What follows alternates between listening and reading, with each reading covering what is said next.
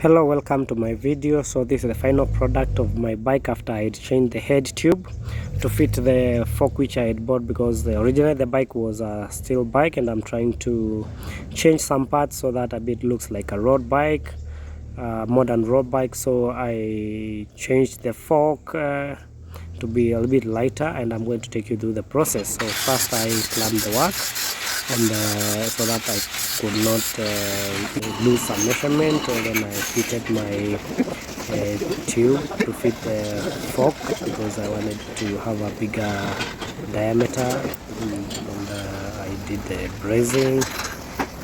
When I had the brazing, so because brazing a bit it absorbs vibrations when you're riding the axle to avoid it cracking. So I didn't use that welding. So this is a procedure, and later I went and I ground the places which I had already to make them smoother with a hand grinder. Then I do the grinding and all that.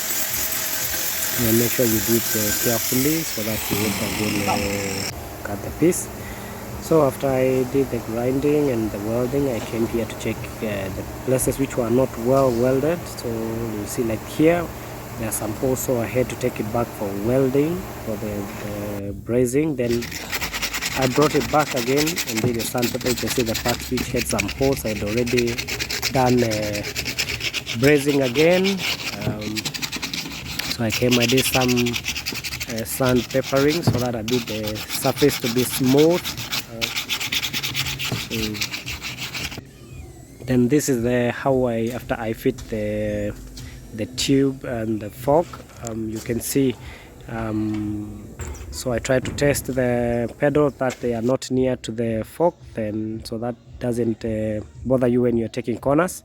And this was the final product. Thank you.